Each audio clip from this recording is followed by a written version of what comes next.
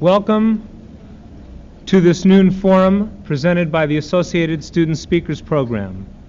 Today, we are most honored to welcome to our campus the former Prime Minister of Israel, David Ben-Gurion.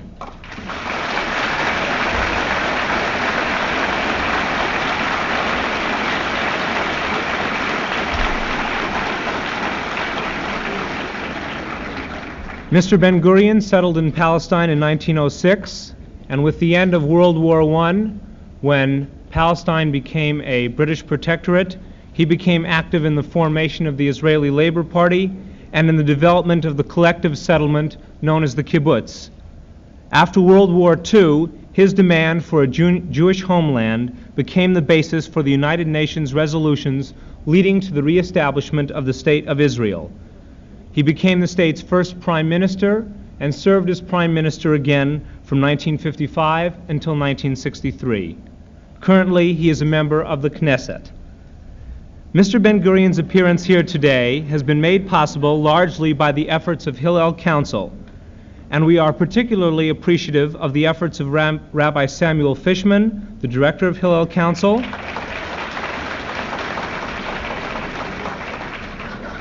and Robert Sharif, the president of Hillel Student Council. We also are very pleased to welcome on our podium Mrs. Ben-Gurion on the occasion of the Ben-Gurion's 50th wedding anniversary.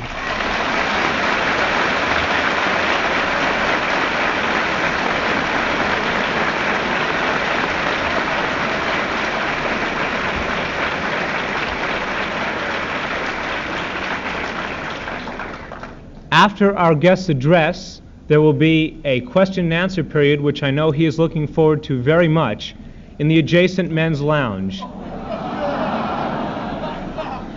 Your cooperation here, of course, will be of the premium. We will allow as much time as necessary for you to move into that area and take your seats.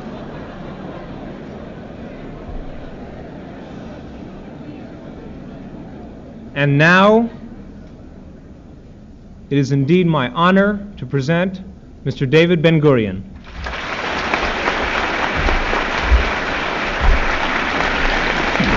No, please sit down, please, sit down.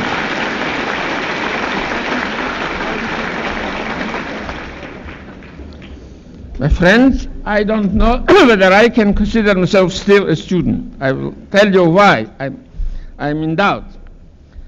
I was a student in a Turkish university from 1912 to 1914. In 1914, when Turkey entered the war, I, with a friend of mine, we were also a student in Turkey, were expelled because they discovered that we were delegates to the Zionist Congress. So the order was to expel from the Turkish Empire forever, never to return. So we had to come to only neutral country, which was America. But here, after America entered the war, we tried to organize a Jewish legion to fight in Palestine, and we applied to the President Wilson. He was very sympathetic, but he said, we declared war only on Germany. And as they want to fight only in Palestine, then they must apply to the British. And we applied to the British. After 6 months, because for 6 months they wouldn't accept the two conditions she put. The conditions was it should be a purely Jewish legion and only to fight in Palestine. But at the end they agreed. And then, after I married an American lady who is here now, I enlisted in the legion and we went back to our country, to Israel. And now I will say something about Israel. You know that in the 20th century, especially after the Second World War, many new states have arisen in Africa, in Asia, and in a few other continents. We also have arisen after the Second World War. But there is a difference between the state of Israel and no other state without exception which have arisen in this century. All these states which have arisen in different continents, they have something in common. all of them were living in their own country for centuries, but they were subject to foreign rules. And when they could get rid of the foreign rules, they became an independent nation in a sovereign country. This is not the way how Israel has arisen. We were not living for the last 1800 years as a people, as an entire people, we're not living in our country. Although for all these 1800 years, every Jew considered the land of Israel as his country, because we believe in the Bible, and we read when we were children that God promised to Abraham to give this country, and say this, I don't mean America, I mean this is Israel. America was still unknown then, to you and to your children. And although we were defeated in the war with the Romans nearly 1900 years ago, and many of the Jews were expelled from their country, and they were dispersed throughout the world, but they always considered the land of Israel as their home, because no people, until the French Revolution, didn't recognize the Jews as citizens with equal rights. But all the time, for all these 1800 years, many Jews went back to the country because they believed in the prophecy of our prophets that he will return and someday Messiah will come and will re-establish the Jewish state. But in the 19th century, under the influence of social and national struggles, which the labor class on one side and subject peoples in Europe were fighting for their freedom and for their equality, Jews began to think that they ought not to wait until Messiah will come, but to recreate their country now with their own effort. There were very few.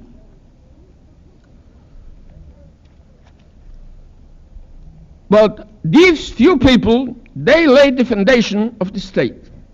It was nearly 100 years ago, and I will give you only one example. There was a young man in Hungary, from an Orthodox family, and he finished high school, and his father wanted him to go to rabbinic school in Berlin. He said, no, I want to go to the land of Israel and to establish a Jewish village. His father said, are you mad? There is not a single Jewish village in the whole world. There are no Jewish farmers, and you go become a rabbi. He said, no. Then his father said, then I will not help you to go. He said, then I will go myself. And what he did is unique. He bought two maps, a map of Europe and a map of Asia. And he came to the land of Israel walking from Budapest to Jerusalem. Only when he came to Saloniki, the rabbi there gave him a free ticket for a ship going to Smyrna, and from Smyrna again he walked until he came walking, and it took him 4 months and a half. And he came with the idea to build a Jewish village. At that time, not a single Jewish village existed throughout the world. And he found there a young man who was born in Israel, in Jerusalem, who had the same idea. And they laid the foundation for the first agricultural Jewish settlement. But there were very few. And it was very difficult for them, because the land which they bought was near a small river, it's now called Yarkon, and there was malaria, and they had to leave it. They couldn't live there. But then Jewish students from Russia left the university and came to Israel to work the land. There was only one place where they could do it. This was an agricultural school which was established in 1870 by French Jews. And one of them was a brother of a Russian Jewish historian, perhaps some of you heard his name, Dubnov. And that historian have written to his brother, who left the university and was working in Mikveh Israel in that school for 1 piastre a day, He said, "Are you mad? You left the university? You became, in Russian, a worker for a farmer. It's called batrak. You became a batrak?" And he answered him, "If you think that I came to establish myself, and when I don't succeed, it's a failure, you are mistaken. We came with a much greater idea." This was in 1882. This letter was written November the 1st, 1882.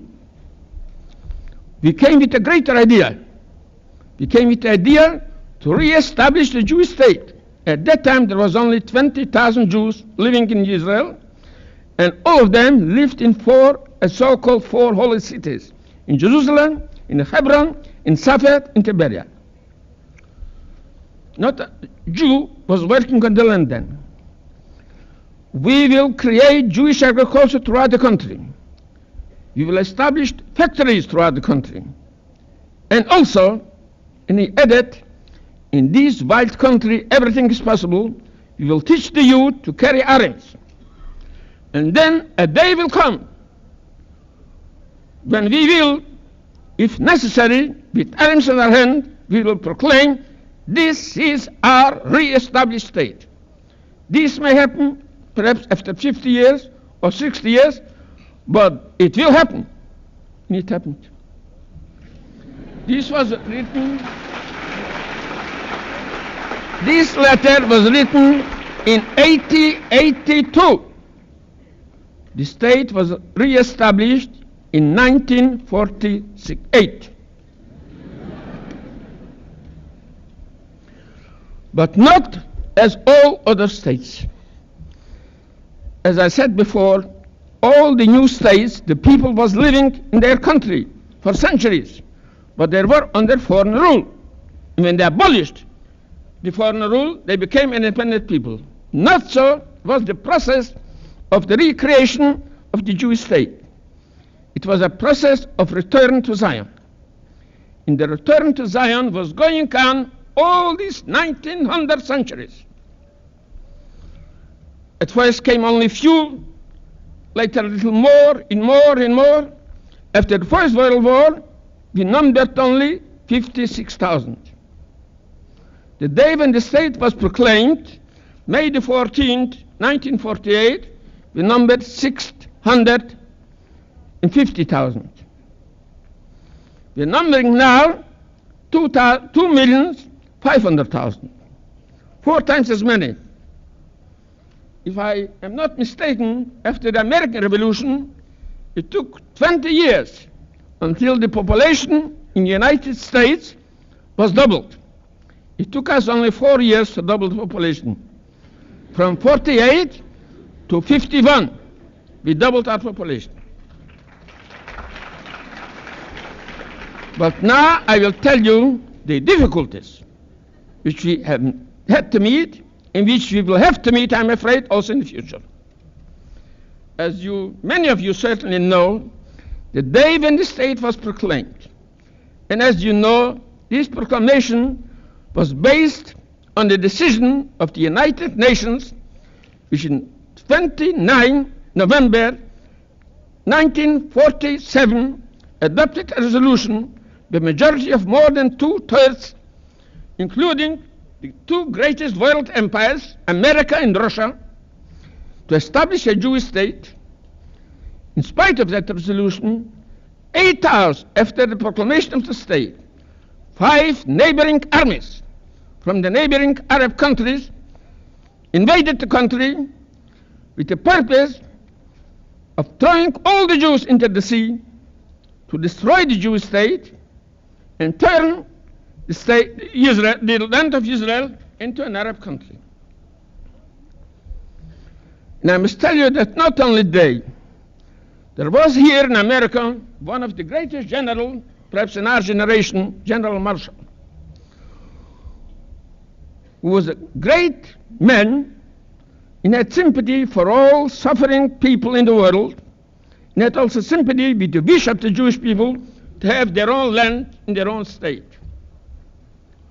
But he thought, as in the whole of Palestine, I said the whole of Palestine, because under the British rule, Palestine was divided into Western Palestine and Eastern Palestine, and we were not allowed to go to Eastern Palestine.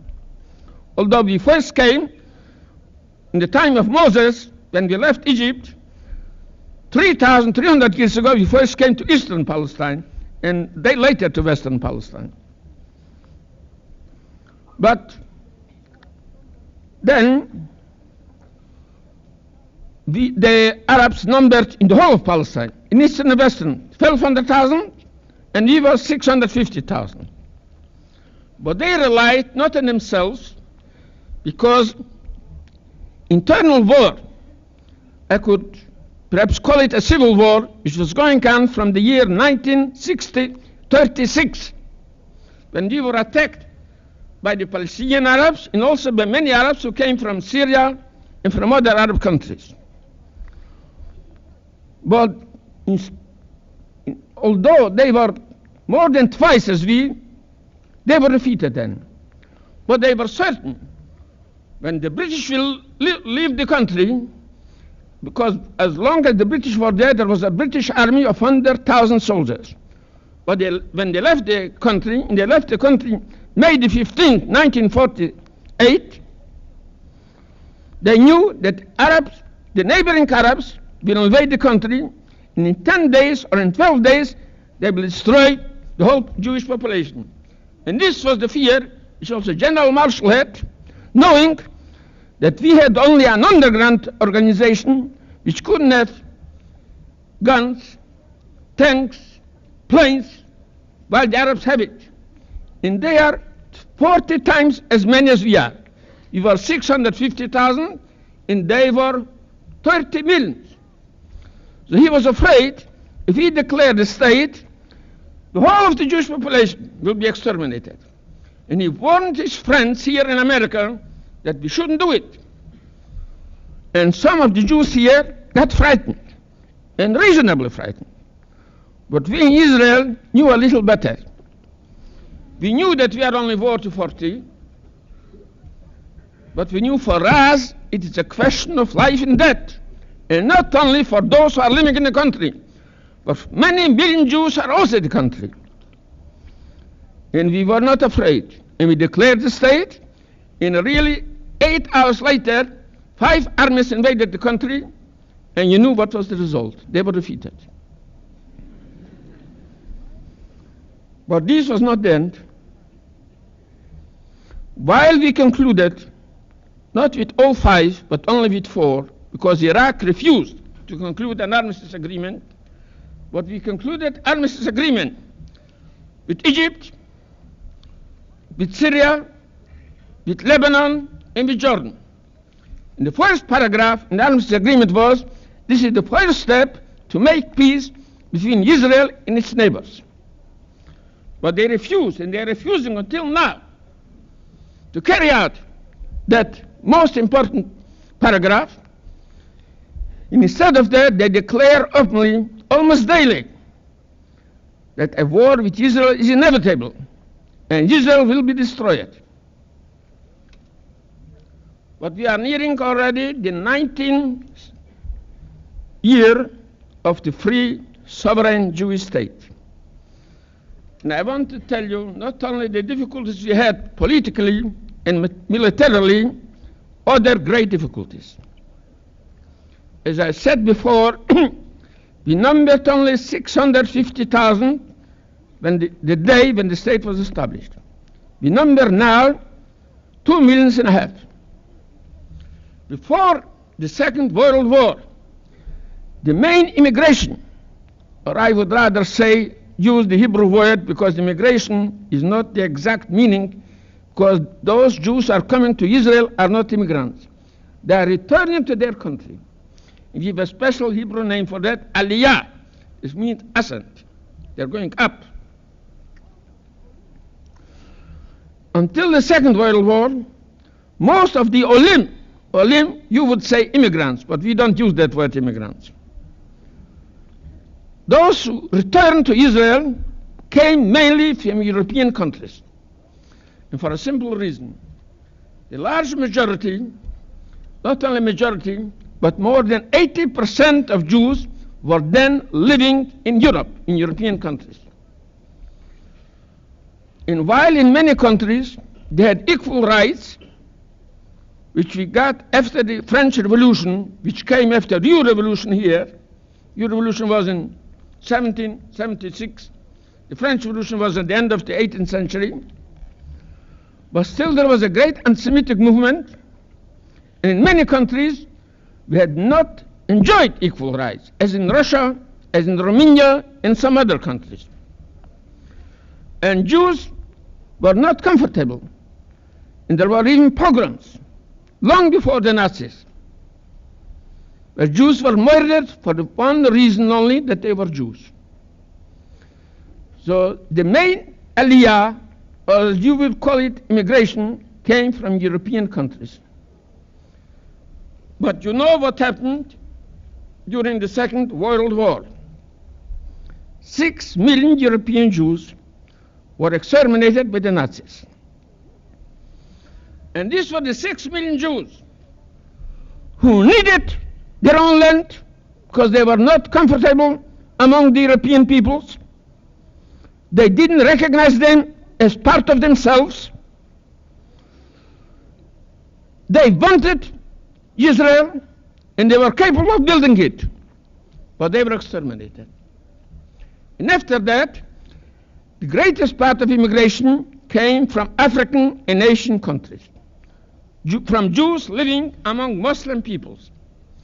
There was a time, as those of you who studied history, you know, that in the Middle Ages, the Muslim world, together with the Jews among the Muslim world, were the most civilized society in Europe and in Asia. But in the last 500 years, things have changed. Europe became the most civilized country in the whole world. And the Muslim people became subject to European peoples mostly, or to Mongol peoples like the Turks, and they became poorer, and they lost their intellectual greatness. And Jews living among the Muslim peoples were poor and uneducated. And the first great problem which we had in Israel, you have two different peoples. The civilized, cultured people coming from Europe and also from America, from United States and Latin America, and Jews coming from Asia and Africa, poor and mostly uneducated. And the first task which we had, and we still have it now, although to a great extent we already closed that gap, was to close that gap between educated and rich Jews and uneducated and poor Jews. This is one of the great problems of our time. We have now in the world rich, civilized, educated peoples. We have poor, primitive, and uneducated peoples. And this constitutes one of the gravest dangers to the world.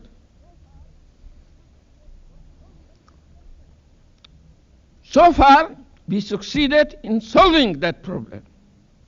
And the young generation who came from Morocco, from Persia, from India, and from other countries in Asia and in Africa, they get the same education as those children who are coming from Europe. Most of them, while compulsory education is only in elementary schools from the age of 6 to the age of 14, but most of them are continuing their education with the help of the government. Either they pay nothing or they pay only a partial pay. Those who are very poor or cannot pay as much, and they continue the education also in secondary school. In many of them, also in universities. So we believe that in the next 5-6 years, there will be no gap whatsoever between Jews coming from Europe and Jews coming from other countries.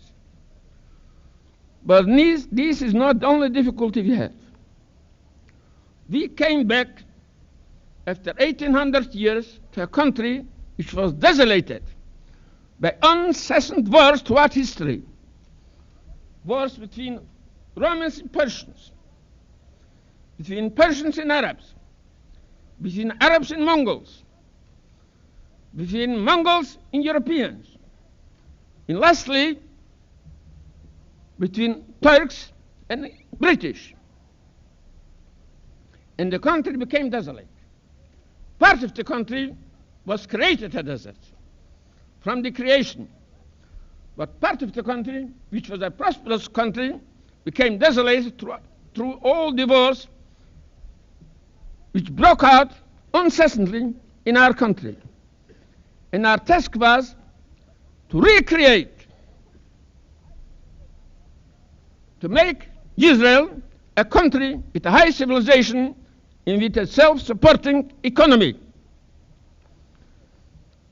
Here, we have accomplished only one half of it, because the greatest part of the land of Israel was naturally, by nature, a desert since the creation. This is 60% of the area of Israel, and it is called Negev.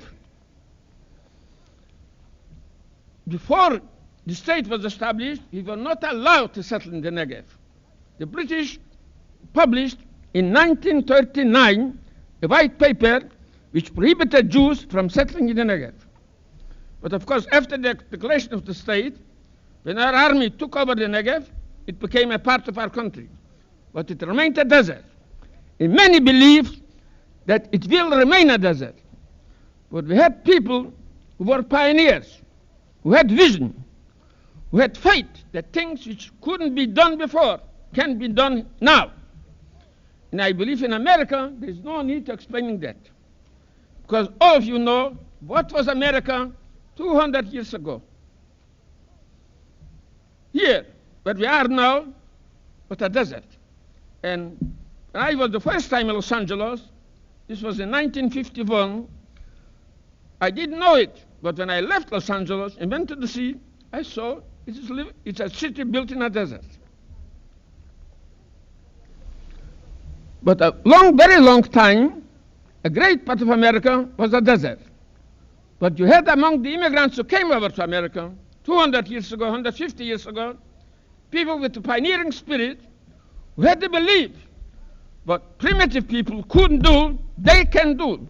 They can revive and resettle a country, a land which was not settled. And now the West, here you have the biggest state in the whole of America, bigger than New York. California, as far as I know, has a larger population now than you have in New York. But for that, you needed pioneers. Now, there is no need to be a pioneer to come to live in Los Angeles or in San Francisco.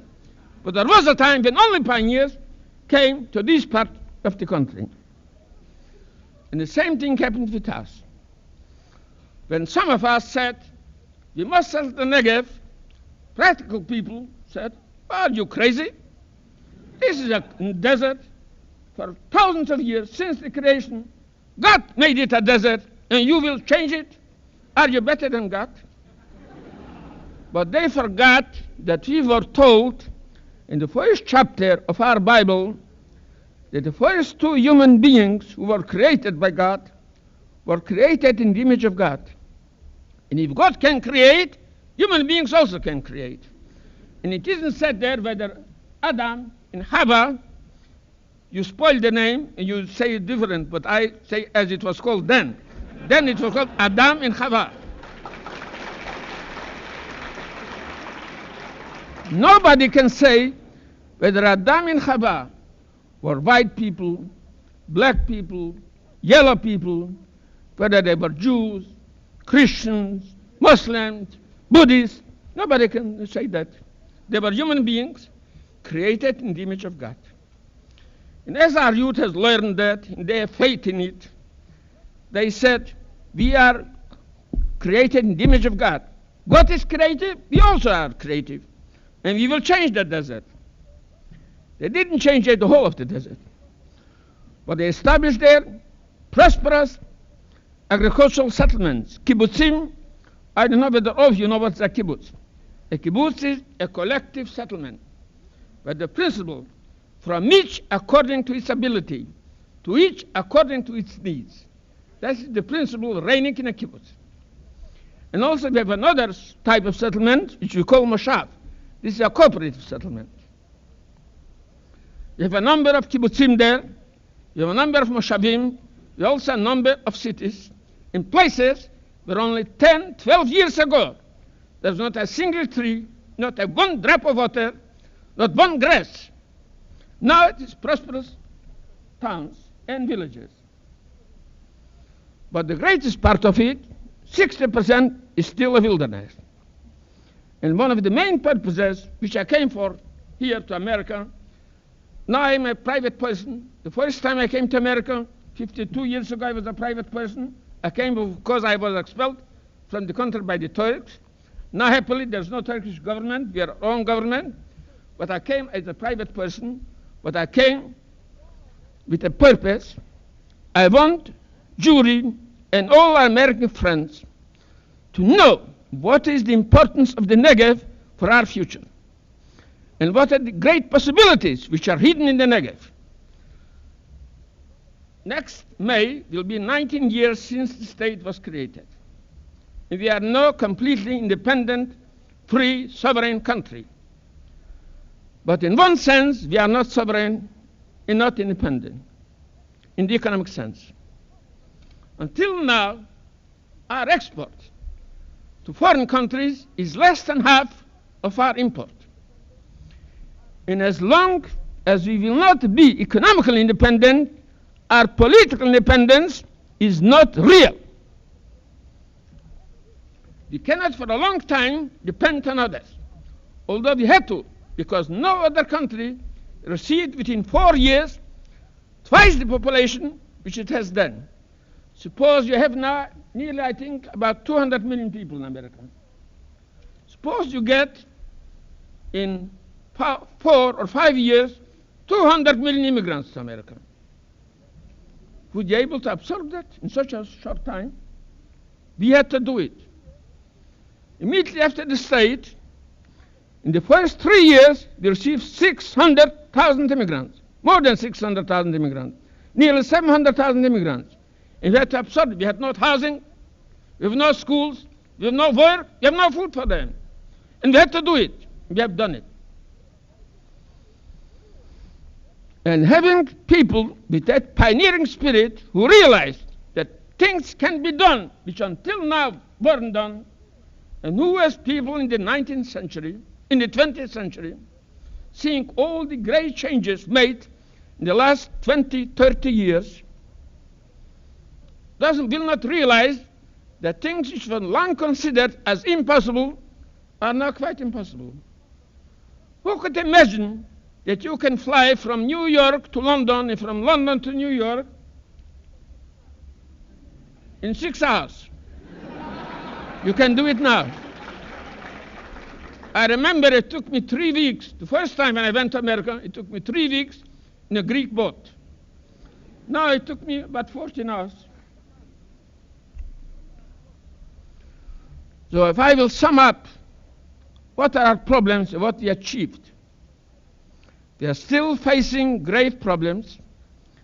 We are not yet completely secure because unfortunately our neighbors, and when I say our neighbors, I cannot say the peoples there, because almost with one exception, the one exception is Lebanon, all our Arab neighbors are dictatorships. And I really cannot know what their people are thinking. I know only what their dictators are saying. The dictators are saying they must destroy Israel. So you have still a problem of security. You have still a problem of bringing in more Jews than came until now, but not only from poor countries, also from the United States of America. And I can tell you, we have there young scientists who came to work in Israel because they found in Israel something which they cannot find even here, not material advantages. We cannot compete with America, and for a very long time, I'm afraid, we will not be able to compete.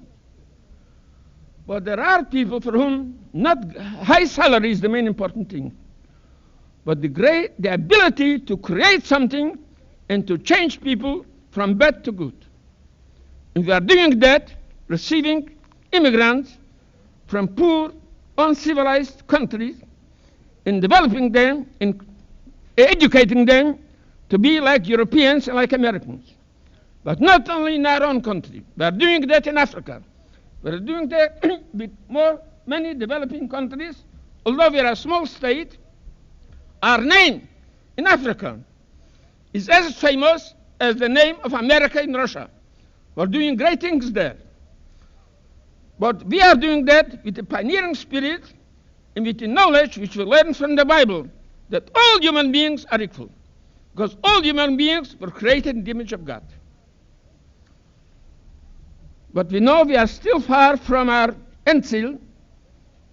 We didn't yet accomplish our work, because we haven't got yet all the Jews which we need and who need Israel. We didn't yet settle the whole country which we have to settle, and we know we will settle. We didn't yet accomplish all the educational work which we ought to do, but we are certain we can do it because we have done it in the short time which we had to do it. And we also believe that will be an example to all the peoples in Asia, in Africa, to see that they must not remain poor, uneducated people. The example which we are showing them, that the most poor and illiterate people who are coming to Israel, they're being changed between 6-10 years. This, I believe, will be an example for the undeveloped countries, that they can do it just as we have done it. And if we succeed in turning the desert into a settled, prosperous part of the country, this will be an example for a country like India, where the people are starving because there are large tracts of land which are not cultivated. And the same thing in Egypt, in many other countries. This will serve an example to them. And therefore, we know that we are doing what we are achieving in our country is not only a blessing to our own people, but we sincerely believe and are convinced this may become a blessing to the whole world, especially if the best of the youth in America, in other free countries, will take part in our work and will help us turn Israel into a light to the nations.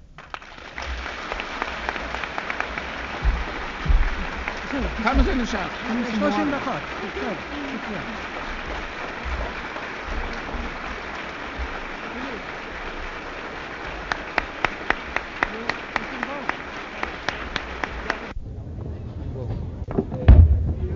going to put this around your neck. So All right. Whatever you can be heard.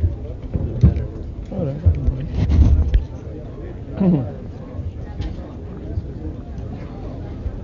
Can I get a piece of paper? Yes. Sure. Put down the questions. Oh, all right. We are. Oh, take that right over. Take that over? Oh, yes. Yeah, go ahead. We are very, very pleased that Mr. Ben-Gurion could be here to answer some of your questions. What we'd like you to do is the following. Put your hand up if you have a question, stand up, say it very, very loudly, shout it out. If necessary, I'll repeat it, and then Mr. Ben-Gurion will address himself to that question. Your questions, please. Yes, sir. Mr. Ben-Gurion, in view of the fact that President Nasser now seems to have pretty firm control of the Suez Canal, Has what? has pretty firm control Yes. of the Suez Canal, do you think that anything was accomplished by the 1956 intervention? Oh, yes. Very great thing was accomplished. And this was the main purpose of our campaign. You see, we have our own Suez Canal. We don't need the Suez Canal. We are entitled, according to international law and decisions of the Security Council of the UN, we are entitled to freedom of navigation in the Suez Canal. But Nasser doesn't listen to what the law says. But we have our own Suez Canal.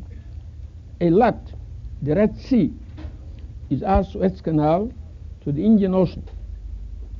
And the Mediterranean is our Suez Canal to Europe and America. Through the Eilat and the Red Sea, we have a road to Africa, to Eastern Africa, and to Asia, which is the biggest continent in the world. and was more than half the human race. In the Mediterranean to Europe and to America. So we really don't need this Suez Canal, although we are entitled to navigate there. And the purpose of this China campaign was to win freedom of navigation in the Straits of Eilat. And we won it. Yes, sir. In your talk, you said that the principle used in the agricultural settlement in Israel is based on from each according to his ability and to each according to his needs. Yes. This is communism. Would you like to comment on that? I will tell you, you can use one word for different things. There is no communism in Russia. And I heard that from the Russian ambassador in 1940, after I had visited London. I had also talked with the Russian ambassador there. His name was Maitsky. After several months, I was rung up by the High Commissioner, the British High Commissioner, that the Russian ambassador is here. Here I mean not in Los Angeles, in Jerusalem, and he wants to see me. I came to see him, and I was told that he must leave tomorrow, because the High Commissioner told him his life is in danger, and he cannot guarantee his freedom, and therefore he shouldn't stay long. Why he threatened him, I don't know. I wanted to show him something, because when I told him about the kibbutz, it is not, you have made a little mistake, not every agricultural settlement is like that. Only the kibbutz is according to that principle. When I told him that, he didn't believe me. And when I took him near Jerusalem, there are two kibbutzim. As he had to leave tomorrow, I couldn't take him to further places, only near Jerusalem. On the way, he asked me all kinds of questions. How is it? They don't get salary? What do they with their children? And so on. I asked him, in a few minutes, you'll be in the kibbutz, and you will see for yourself. When I came over there, I asked, are there people who speak Russian? Oh, they said many. So I let him alone with them. And he was there about 2 hours. They asked all kinds of questions.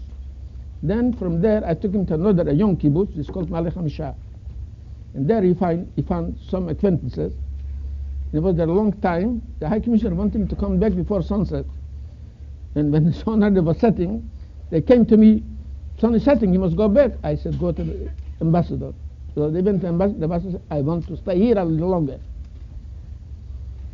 And so after he talked with them for a long time, we went back. On the way, he put me this question. How many members have you in the kibbutzim? I said 20,000.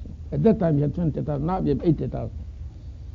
He asked me, can you do the same thing with 2 million? I said, Mr. Ambassador, I cannot give you a positive answer because we never have got yet 2 million. But in my view, what you can do with 20,000, you can do with 2 million. Then I asked him, can I ask you a question? He said, please.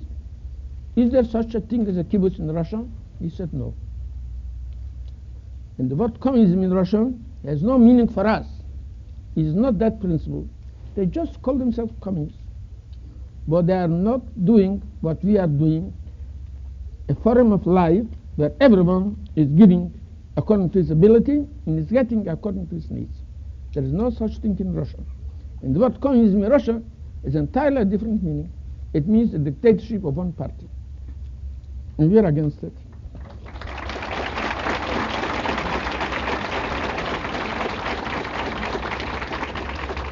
Yes, sir, very loudly. Yes, please. My question concerns the economic relationship of Israel to Europe.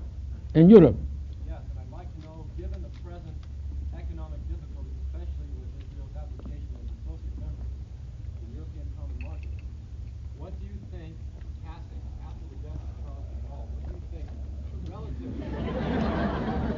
what do you think the relative evolution of the economic relations between Europe as a continent and Israel will be? even if he will be accepted to the common market in Europe, this will not solve the problem of our economic independence. Because our relations with Europe cannot be such that we should sell them not less than we have to buy, because they are made more progress economically than we have. And it will take us many years until we make the same progress. And I'm sure we will. And therefore, to be independent, we must develop a great industry in the Negev, which is near Africa and Asia. There we will be capable of exporting more than we will have to import from there.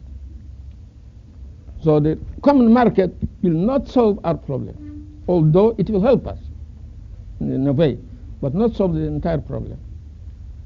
Yes, sir, right back there. Ben-Gurion, what is Israel's official viewpoint on the American intervention in Vietnam? Of the What is Israel's official standpoint on the United States intervention in Vietnam, pro or con? In Vietnam. Why? As I am here as a private citizen, I don't represent anybody. I cannot give you the official view of Israel. I don't represent.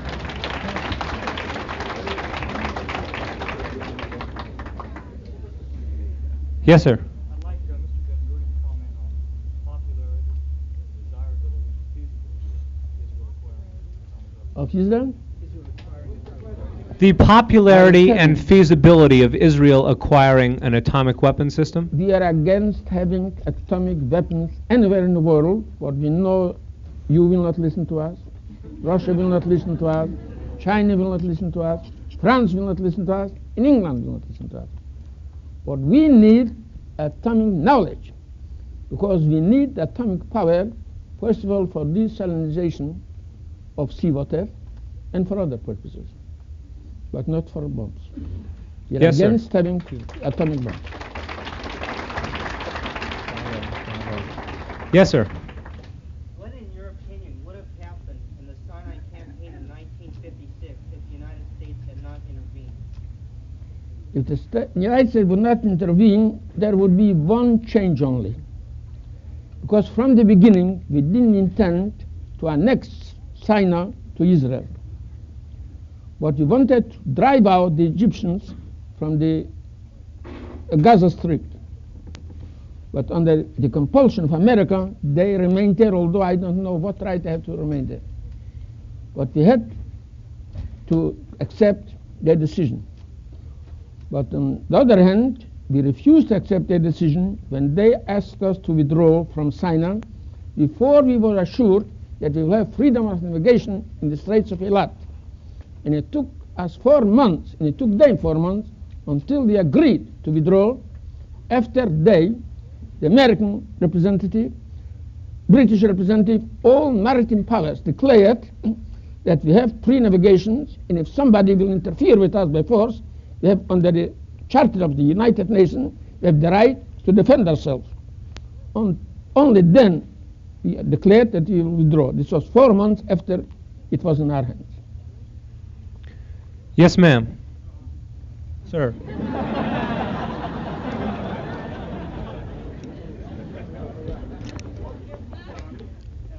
get some of 3 million Russian Jews to immigrate to Israel. The question is the immigration of Russian Jews to Israel. I hope that someday the Russians will allow Jews to move freely to Israel. For the time being, only a very limited number get the permission to go to Israel. I hope it will change, but it doesn't depend on us. It depends on the development of Russia. Yes, sir. Regardless of the legality of the refugee problem, the Arab refugee problem, Yes? what you think as a private citizen, as a human being, if God asks you long time away from now, why you took the land of the Christian and Muslim Arabs Yes? in Palestine and took their land and resources and kicked I them know out them. against their will? Well, if God asks me this question, I will answer him. You promised this land 4,000 years ago.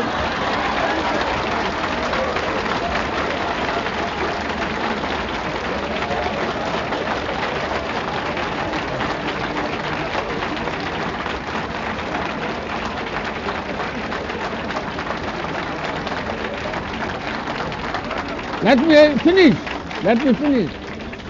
You promised this land to Abraham and to his children. And we were there, I think you will agree, long before you came there. Next So this is question. the answer to God. And this is what God is doing now, if he is doing it. He brought us back. Yes. Everything depends on God. Yes, sir. Do you foresee a similar attack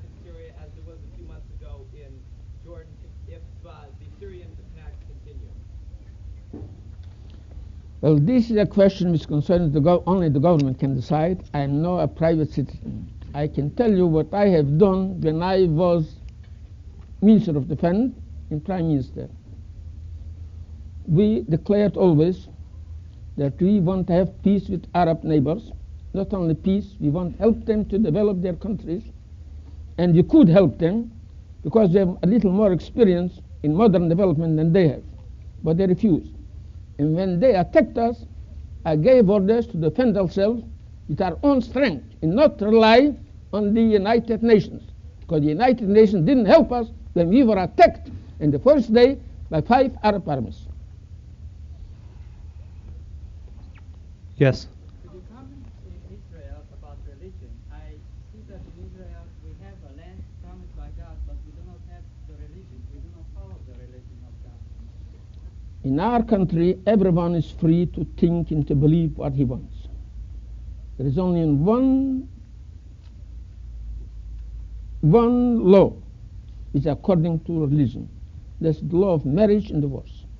And there are special reasons for that, because we don't want our people who believe in religion, and there are many, when they are going to marry their boy or their girl, they should make investigation who were their parents. Because according to Jewish law, if an unmarried girl has a child, he is not an illegitimate child, he is a legitimate child. Illegitimate child, according to Jewish religious law, is only if a married woman has a child, not from her husband, but from another man. He is considered illegitimate, and none can marry him. We don't want our people that they should have this investigation, and therefore we said, after all, you can marry with a rabbi, and when you have to divorce, although it's better that you shouldn't divorce, but when you have to, you should do it according to religion. This is the only religious law. In no other fields of activity, you are free to do what you like. Yes. Could you comment on the differences between your old party, the Mapai, and the new one that you just formed, the Rafi? This is just the thing which I am not going to speak here. When I left the country, I told my friends, in America I will speak only about the past and the future, not about the present. In that case, can you speak about the goals of your party then? The goals, what? The goals of the party for the future, if you won't talk about it. No, this is the present. This is their program for the future, but it's the present now. I'm here as a Jew from Israel, not as a man of a party. Yes, ma'am. I would like to ask you a question about the future. Please. You state your views on the future of China in the world.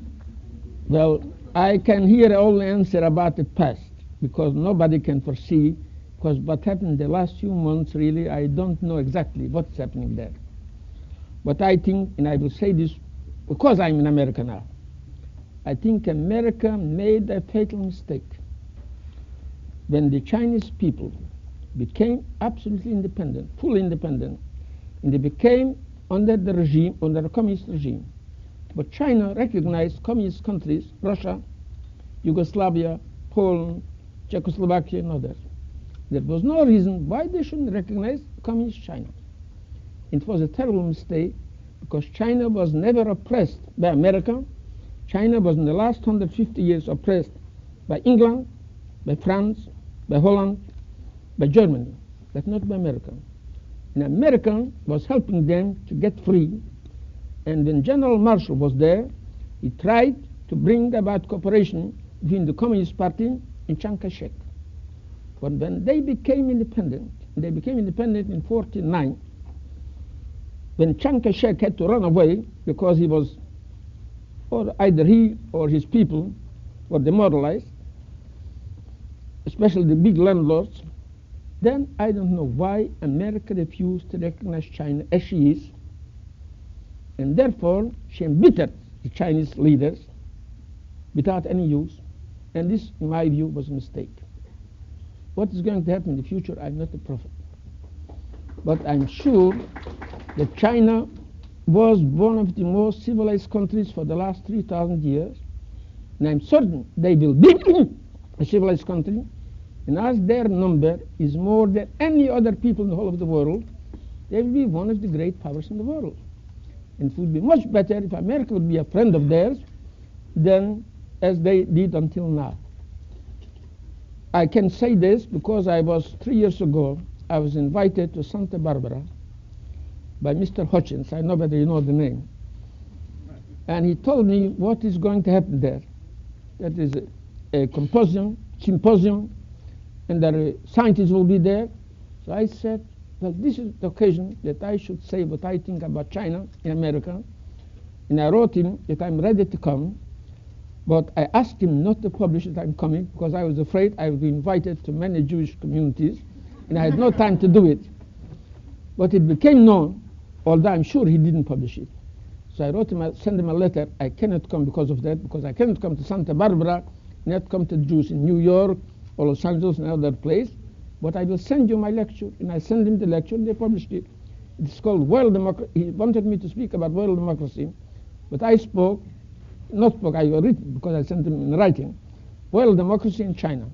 And there I expressed the view which I said here now briefly, that China should be recognized and adopted in the community of nations, irrespective of their views, as Russia is and as Yugoslavia is. We'll have time for 2 more questions. Yes, sir, in the back, with the tie on.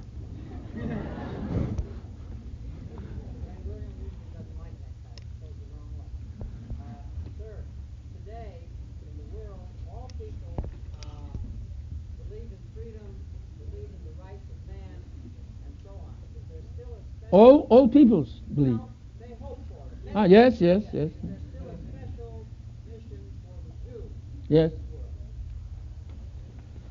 Well, we believed in that, my friend, at least 3,300 years ago. Then, the greatest prophets of ours said 2 things in the same chapter. The first is said, in Hebrew it's only 3 words, I'm sorry, in English it will be 6 or 7. V'ahavta l'reacha kamocha. It's 3 words. In English it will be, you should love your neighbor, or rather your fellow man, not neighbor, it's the wrong translation, neighbor, as yourself. It's about 8 words. Then there is in the same chapter is another saying, if a stranger will live among you, he shall be like one of you, and you should love him like yourself. So this principle we accepted 3,300 years ago, and we keep it until now, and this is what is inspiring us. And when we work, for instance, in Africa, we don't regard them as black people, but as human beings. This is our attitude. This will be the last question. Yes, sir. About? Well, development of Ashdod, as development of the whole country, is tied with difficulties. We succeed in building a port and a comparatively a large population, but we have still facing great difficulties, as we face in many other places, but I'm certain it is a great future. It will be the biggest port outside Eilat, the biggest port in the Mediterranean, just as Eilat will be the biggest port in the Red Sea. On behalf of all the students here, thank you very much.